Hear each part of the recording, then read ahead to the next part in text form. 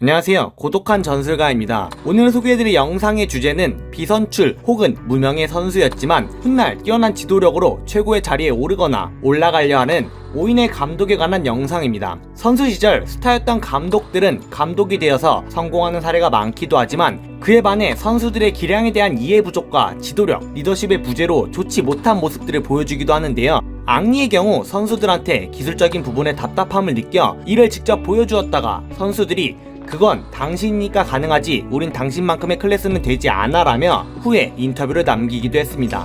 반면 선수 시절 무명이었거나 비선출의 경우 감독직을 시작하는 위치가 상위 리그에서 시작하기보단 하위 리그에서 시작하다 보니 많이 알려지지 않을 뿐더러 좋은 능력을 가지고 있더라도 그 기량을 다 펼치지 못하고 감독직을 은퇴해야 되는 경우도 있는데요. 하지만 하이리그부터 차곡차곡 커리어를 쌓아나가거나 1부 리그의 유스팀에서 커리어를 쌓아나가 현재는 1부 리그의 상위권 팀과 유로파부터 챔피언스리그 우승, 더 나아가 트래블을 한 감독들도 있습니다. 더 이상의 설명은 생략하고 지금부터 위와 같은 케이스의 감독 5인에 관한 영상을 시작하겠습니다.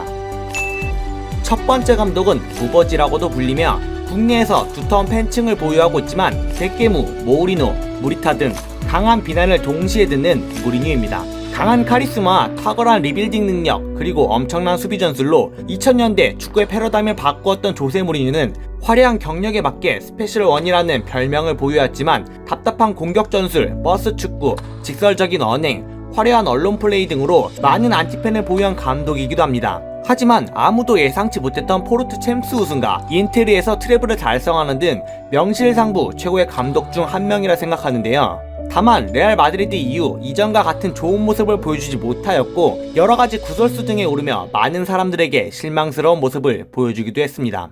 그런 그는 감독 커리어에 비해 다소 아쉬운 선수 커리어를 보유한 감독 중 한 명입니다. 그는 선수 시절 히우 아부에서 중앙 미드필더로 선수 생활을 하였지만 기량이 좋지 못해 이후 하브리그를 전전하다 24살이라는 이른 나이에 선수 생활을 그만두게 되는데요. 이후 스포츠 과학을 배우며 체육교사로 활동하는 모습을 보여주기까지 합니다. 하지만 이후 축구 코칭 코스를 수료하며 에스트렐라 다 아마도라에서 수석 코치를 맡으며 코칭계에 발을 들이게 됩니다. 이후 스포르팅의 바비 롭슨의 통역관으로 근무하는 큰 행운을 얻게 되는데 무리뉴가 마음에 들었던 롭슨은 이후 옮기는 팀마다 무리뉴를 데려가며 바르셀로나에서 수석 코치직을 맡는 등 감독이 되기 위한 근본을 쌓아나가기 시작하는데요. 그러다 벤피카에서 첫 감독직을 맡게 되며 감독 생활을 시작했고 포르투에서 미니 트래블과 리그 2연패, 챔스 우승을 달성하며 세계적으로 그의 이름을 널리 알리게 됩니다. 이후에는 다들 아시다시피 첼시에서 아스날과 맨유의 양강 체제를 깨부셨고 인테르에서 트래블을 하는 등 감독으로 오를 수 있는 정점 위치까지 오르게 됐는데요. 하지만 그런 그에게도 2010년대부터는 이전의 10년간은 다른 커리어를 걷게 됩니다. 좋은 시절도 있었지만 떠나는 팀들마다 하나씩 불화를 만들어냈을 뿐만 아니라 최고의 자리였던 2000년대에 비해 다소 아쉬운 성적을 보여주게 되는데요. 그렇게 2019년의 마지막에 포체티노가 떠난 토트넘에 부임하게 되었고 과연 2020년에 이전의 영광들을 재현할 수 있을지 많은 관심이 집중되고 있습니다.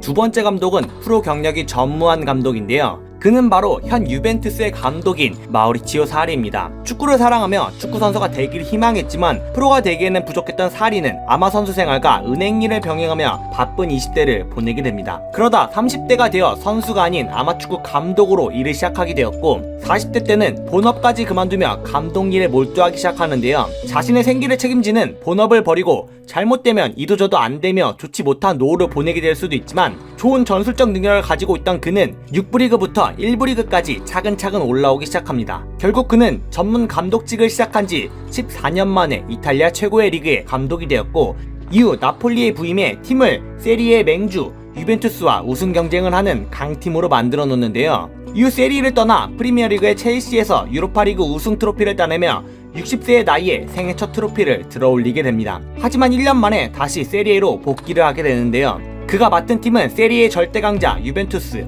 결국 그는 생업을 그만두고 6부 리그의 감독직을 시작한 지 20년 만에 세리에 최고의 리그의 최강의 팀을 지휘하는 감독이 됩니다. 비록 작년에 안 좋은 사건들로 국내에서 많은 비난을 사긴 했지만 그의 축구에 관한 열정과 자신을 믿었던 과감함은 존경받아야 하지 않을까 합니다. 과연 마우리치오 사리는 이번 시즌 생애 첫 1부 리그 우승 트로피를 들어올릴 수 있을지 많은 세리에 팬들의 이목이 집중되고 있습니다.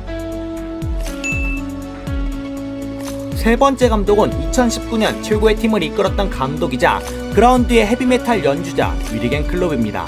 오늘 소개해드리는 감독들 중 가장 긴 프로 경력을 지니고 있는 위르겐 클롭은 어린 시절부터 선수보단 감독 일에 더 많은 관심을 가지고 있던 아이였습니다. 후프로츠하임에서 유스 생활을 하던 중 프랑크푸르트와의 친선 경기를 하게 되었고 훌륭한 모습을 보여주며 스카우터가 아닌 프랑크푸르트의 선수의 추천으로 이적을 하게 되는데요. 그렇게 엉겁결에 프로 생활을 시작하게 된 클롭. 하지만 1부 리그의 벽은 높았고 결국 하부 리그를 전전하다 2부 리그의 마인츠에서 첫 프로모델 데뷔를 이루어내게 됩니다. 이후 선수로서 은퇴할 때까지 마인츠에서 뛰게 되는데요. 그곳에서 공격수를 맡기도 하였고 풀백과 센터백을 보는 등 여러 포지션에서 뛰게 되는데 그의 축구에 대한 이해도가 밑바탕이 된 출장 기록이 아닌가 합니다. 신체적인 기술이 부족하였지만 최상위급 축구 지능을 가지고 있었던 그는 훌륭한 리더십을 보유하였기에 마인츠의 감독이 떠나자 선수 겸 감독이 될 것을 부탁받게 되는데요. 하지만 그는 이를 거절하게 됩니다. 그리고 선수를 그만두고 정식 감독으로 부임하게 되죠. 이후 마인츠 창단 99년 만인 2004년 팀을 1부 리그에 승격시켰고 한 시즌 만에 팀을 유로파권까지 올려놓으며 분데스리가가 주목하는 감독이 됩니다. 이후 경영난을 겪고 있던 도르트문트에 부임해 게겐프레싱이라는 강한 압박 축구를 구사하며 분데스리가 우승을 차지하였을 뿐만 아니라 팀을 챔피언스리그 결승까지 올려놓게 되는데요. 이후 그는 다시 새로운 도전을 위해 과거의 명문 리버풀에 부임하게 되고 초반 부진했던 성적을 보여주게 되지만 지난 18-19 시즌 챔피언스리그 우승을 하며 유럽 최정상의 팀을 지휘하는 감독이 되었을 뿐만 아니라 이번 시즌 프리미어리그 단독 질주를 하며 리버풀의 최초 프리미어리그 우승을 차지한 감독이 되지 않을까 합니다. 네 번째 감독은 위의 3명의 감독에 비해 가장 감독 경력이 짧고 어리며 커리어는 전무한 감독인데요. 그의 이름은 바로 율리안 나겔스만입니다. 베이비 무린이라 불리며 28살에 1부 리그 감독직을 맡게 된 나겔스만은 이제 감독 경력 5년을 바라보고 있는 초보 감독 중 한 명입니다. 감독 경력이 5년밖에 되지 않았지만 강등권의 팀을 단 한 시즌 만에 4위권에 올려놓았고 19-20 시즌 라이프치히로 팀을 옮겨 무리뉴의 토트넘을 상대로 무실점 완승을 거두는 모습을 보여주고 있기에 앞으로가 더욱 기대되는 감독 중 한 명인데요. 하지만 위와 같이 비교적 어린 나이에 감독직을 시작하게 된 계기는 다소 반전이 있습니다. 어린 시절 병으로 아버지를 떠나보내고 축구선수가 되기 위해 엄청난 노력을 했던 그는 15살의 나이에 1860 미넨의 유스팀에 입단할 수 있게 되었고 그곳에서 착실하게 성장하며 팀의 기대를 한몸에 받는 유망주가 되었습니다. 하지만 그것도 잠시 프로모델 데뷔를 앞두고 있던 그에게 심각한 무릎 부상이 찾아오게 되고 단 한 경기도 뛰지 못하며 아우크스부르크 2군으로 팀을 옮기게 되는데요. 그렇게 출전을 위해 회복을 하던 와중 한 번 더 무릎에 부상을 입게 됐는데 그건 바로 반월판 손상입니다. 관절에서 관절을 연결해주는 부위이기 때문에 더 이상의 선수 생활은 불가능했고 결국 이른 나이에 은퇴를 할 수밖에 없는 몸이 되어버렸는데요. 하지만 그에게 황금 같은 기회가 찾아오게 됩니다. 당시 감독이었던 토마스 튜엘이 나겔스만의 남은 선수 계약 기간에 스카우트 업무를 수행해줄 것을 요청했고 이에 응하게 되는 것인데요. 이를 계기로 그는 감독으로서의 길을 걷게 되었고 그렇게 호펜하임 U17, U19 성인팀의 감독을 차례대로 맡으며 현재는 도르트문트의 뒤를 잇는 분데스리가 3위의 라이프치히의 감독직을 수행하고 있습니다. 아직 32살의 어린 나이이기 때문에 향후 30년이 넘는 세월 동안 어떤 모습들을 더 보여줄 수 있을지 많은 사람들의 이목이 집중되고 있습니다. 마지막 감독은 아스날 역사상 최고의 감독이며 무법지대와 같은 1990년대 잉글랜드의 축구판을 뒤엎었던 아르센 벵거입니다. 그는 축구 감독의 아버지를 두고 있었기에 어린 시절부터 착실하게 프로 선수를 준비했지만 프로로 뛰기에는 아쉬운 모습을 보여주었는데요. 그렇게 그는 아마추어 선수 생활을 성인이 되어서도 계속 이어나가게 됩니다. 그렇게 29살의 나이까지 아마추어 선수 생활을 하던 아르센 벵거는 운 좋게 신생팀인 스트라스부르에 입단하게 되었고 그곳에서 프로모델 데뷔를 이뤄내게 됩니다. 그리고 데뷔 첫 시즌 만에 리강 우승을 차지하는 등 앞선 4명에 비해 비교적 좋은 커리어를 보유했는데요.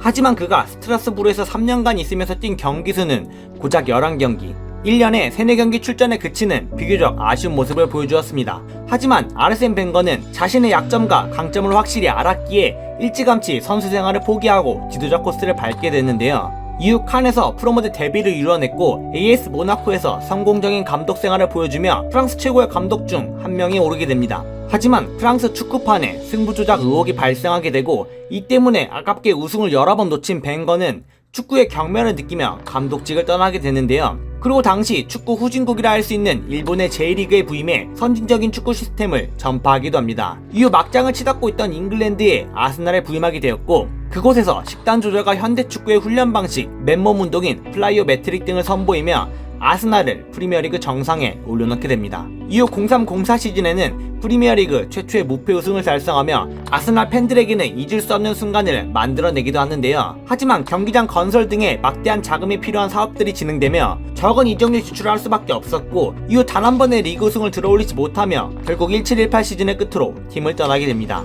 이후 피파의 글로벌 축구 개발 책임자를 맡으며 감독으로의 커리어를 끝내고 축구 행정가로서의 길을 걷게 됩니다.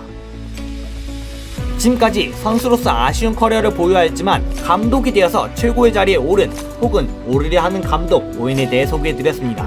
재능이 있어야 되는 것도 있지만 자신의 한계를 명확하게 규정하고 다른 길을 남들보다 빠르게 찾아본 통찰력과 결단력이 이들을 지금의 위치에 올려놓지 않았나 생각해봅니다. 다음 영상은 선수 시절에도 화려했지만 감독이 되어서도 더 화려해진 축구계의 사기캐들에 대해 알아보도록 하겠습니다. 이상 고독한 전술가였습니다.